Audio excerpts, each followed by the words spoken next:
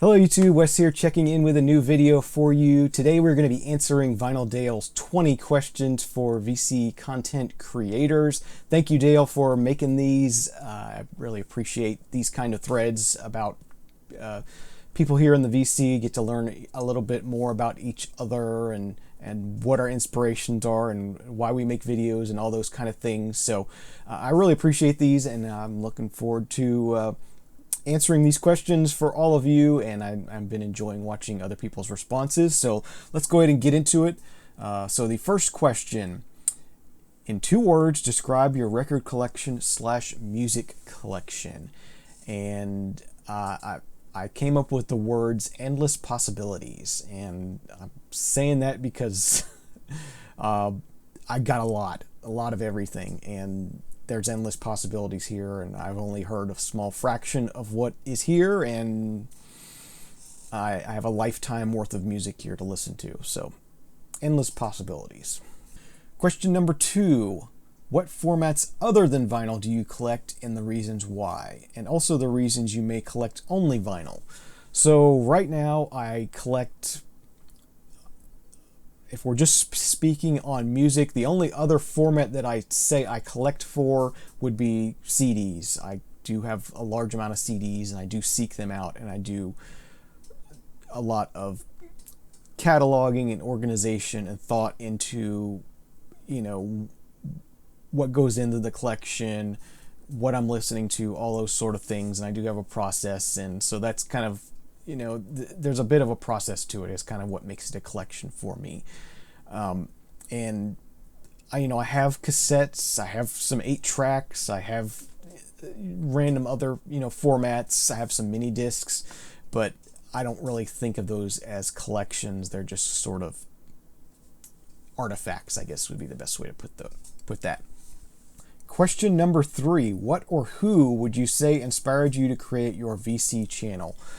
So if I could point to just one person that I said that I would say inspired me to create my VC channel, it would have to be Sean 0062.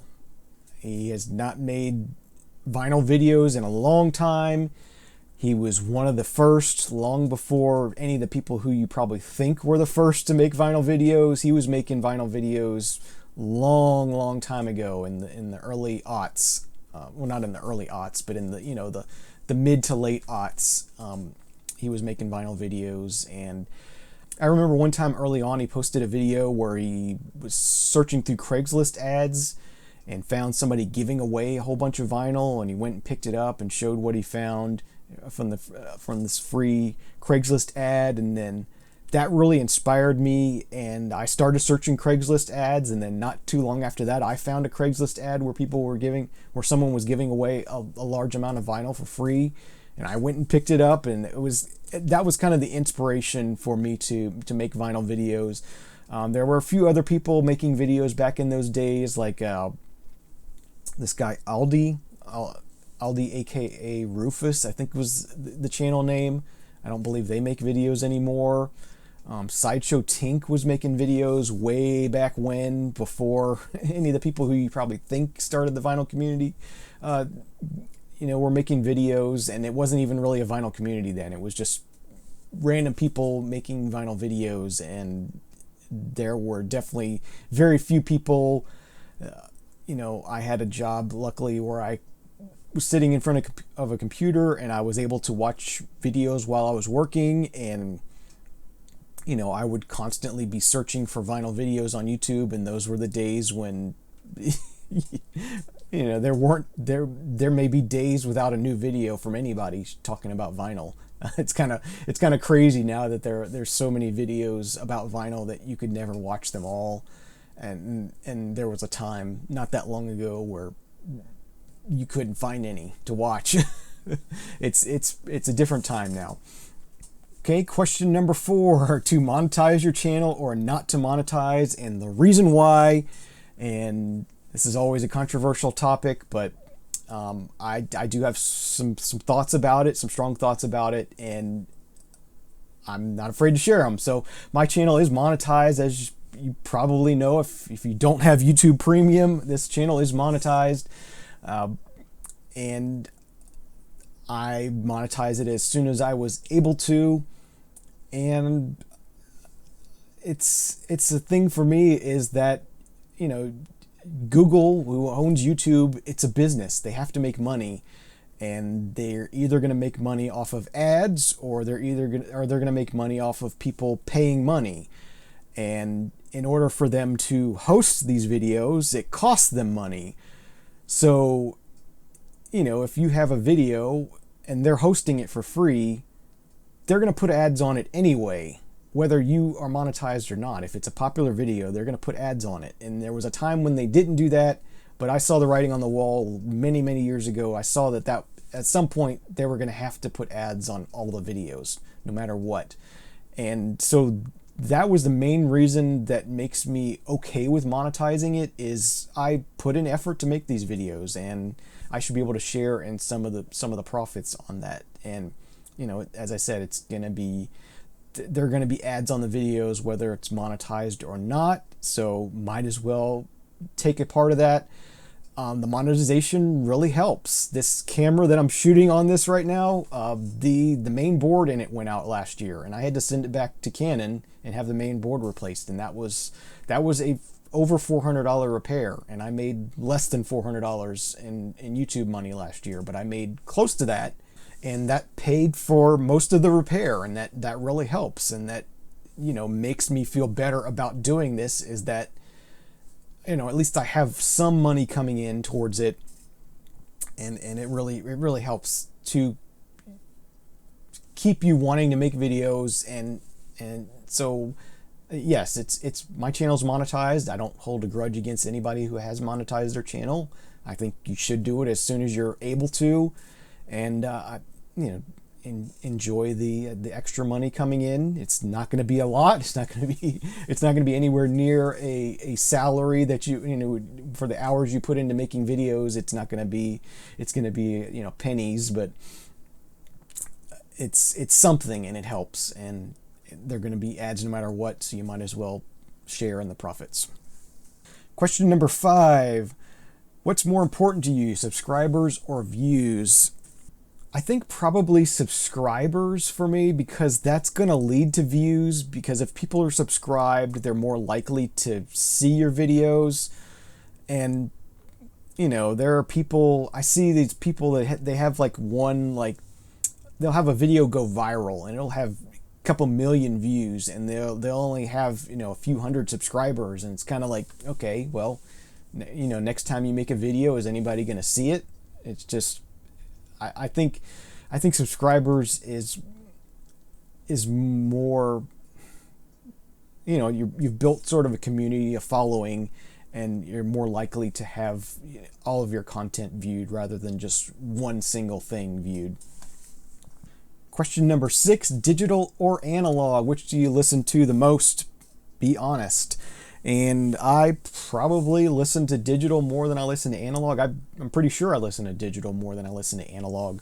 You know, in the car, I'm listening to digital. When I'm, you know, sort of out and about working, got headphones in, I'm listening to digital. You know, I am a CD collector, so I'm listening to digital that way. You know, I rip my CDs lossless to a digital audio player, and I listen to that often. And so yeah, I'm listening to digital a lot. I generally will put on, you know, a record maybe at dinner time, or, you know, here and there. I don't listen to a lot of records. I wish I had time to listen to more, but I just don't. But yeah, more often than not, I'm listening to digital. Question number 7. Do you feel the Beatles are far too often spoken about and showcased far too often in VC videos? And yes, absolutely, I agree. They are definitely, the Beatles are far too often spoken about and showcased in VC videos. Case in point, I recently watched a video from a young person who was, you know, showing these Beatles pieces that they'd spent like hundreds of dollars on. And first off, you know, a person that age, how do they have that much money to spend on Beatles memorabilia and stuff? It's just, I don't know, and it makes me wonder, like, if they're spending all this money on the Beatles, what are they missing out on? You know, are they even listening to other kinds of music, other bands from no matter what decade it is? You know, let alone they should be listening to music that's being made now. You know, what about the 80s? What about the 90s? What about the 50s? You know, just focusing only on the Beatles is, I don't understand it. I think it's I don't think it's good. You know, the Beatles are wonderful. I have lots of Beatles in my collection. I don't listen to the Beatles that often, but occasionally I do, and I enjoy their stuff. But you know, there's a whole world of music to listen to, many lifetimes of music to listen to, and to just focus so in on one group, I feel like you're missing out if you just focus on the Beatles. So I think they're definitely too popular. I don't know what the question number 8: do live streams benefit the VC or do more harm than good? I think they are a benefit to people who like live streams. You know, they're not really something that really interests me, either from a creator or a viewer. I'll occasionally watch a live stream if it's something that's been saved, where you know you can watch it at a later date, but I rarely watch a live stream live. I can't remember the last one I watched. I don't really feel like I need that kind of interaction. So do they benefit me? No, but the vinyl community, sure. I mean, they provide something for people who want that kind of interaction, and that's definitely something that people want. So sure, I think they benefit the VC. Question number 9: do you feel you're always honest when you make videos, and are you afraid of speaking your mind on matters and worry about offending others? I'm always honest, but I may just sort of shy away from talking about hot button issues just to avoid that, because I'm a nobody. Who cares what I think? And I don't really care what you think, so I don't really want a response from the viewers on particular topics. So, and you don't want to hear what I have to think about those particular topics, so it's best just not to be mentioned and keep it focused on music. Question number 10: are compilation albums frowned upon in the VC, and why do you think that may be the case? I think, yeah, they are frowned upon a bit, just because, you know, people who are serious about music, they are serious about, you know, albums and the whole package and everything. And, you know, a compilation is just a package of the hits, and compilations can be interesting and unique in their own right, but I feel like people who are music nerds like to dive deeper than just what's on a compilation. I don't think they're frowned upon, but they're not necessarily what people get excited about. You know, it's not that they're frowned upon, it's just that they're not as exciting as full albums. Question number 11: what do you think of shorts? What do you think they have to offer exactly? I answered this in Richard McCook's 10 questions recently.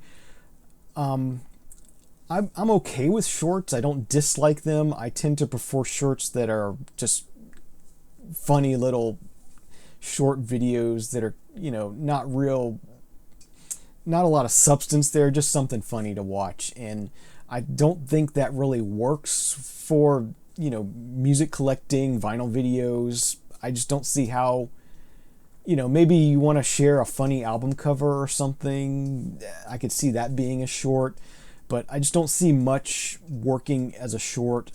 You know, if somebody's just doing like a quick 1-minute album review as a short, that's not something that really interests me. Or, you know, 1 minute of a song playing with the, you know, the camera focused on the turntable, that doesn't really interest me either. So those kind of videos I'm not interested in, but I like to keep shorts to something that would be funny and kind of, yeah, funny things. quick funny things. Question number 12. What are your pet peeves whilst watching other channels? Some pet peeves of mine are if the audio quality's poor, the video quality's poor. That used to be more of an issue years ago, back in the earlier days of the vinyl community. People seem to have gotten better cameras, better equipment. Cameras have gotten better. Phones have gotten better. So there's less of that nowadays, but a pet peeve of mine is like just eliminating distractions in your videos. If your smoke alarm battery is beeping, change your smoke alarm battery. We don't want to hear that beeping in the background. Try to find a quiet place that doesn't have many distractions to make videos. And yeah, I mean, I can't think of anything off the top of my head that would be a pet peeve of mine about vinyl, about VC videos. Question number 13. If you could only choose one, which do you prefer, American or British music, and why? Boy, Dale, your response to this was kind of heated, and I have to completely disagree with you. Absolutely 100% American music. If you look at the majority of British music, it's all inspired or influenced by American music.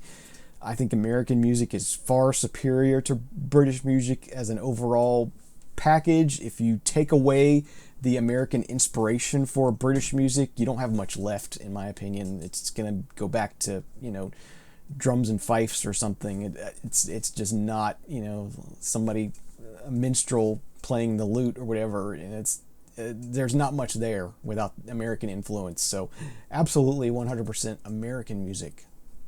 Question number 14. Are you a completionist or a bit of everything collector? And I'm definitely a bit of everything collector. I kind of let things come to me as they will, whatever it may be. When I find it, I find it. I don't really have to have everything. I just pick things up when I find them that interest me. Question number 15. As a collector, do you find you move your collection around more often than you like? And when you do move it, do you actually enjoy doing it or not? And I don't really move my collection around per se. I do shuffle around. I'm constantly shuffling around vinyl and CDs, just, stuff that's going in my sort of on deck to be listened to be played kind of area. Shuffling around records to clean them, to get them ready to be played. I'm shuffling around records that are something I want to keep for in my permanent collection. I'm shuffling around records that I'm going to sell. Shuffling around records that I'm going to donate back to a thrift store because they're just poor quality to begin with, and I've listened to them and I decided I don't want them. Whatever it may be, I'm constantly shuffling things around, but as a collection as a whole, I'm not doing a whole lot of shuffling around. Things are kind of in the best place they can be, and I have no reason to move them. Question number 16. Are you a ranker that enjoys ranking, pits bands against bands or albums against albums, or are you not a fan of doing that, and why? And I am definitely not a ranker. Kind of going back to that political topic thing, who cares what I think is the best album, the best top 10, whatever it may be that would be ranked. I don't think that's important. I do occasionally say, hey, if you want to get into this artist, this is a good album to start with. That's helpful, I think. Just give people a starting place to maybe dive into an artist. But as far as ranking, I don't care. You don't care.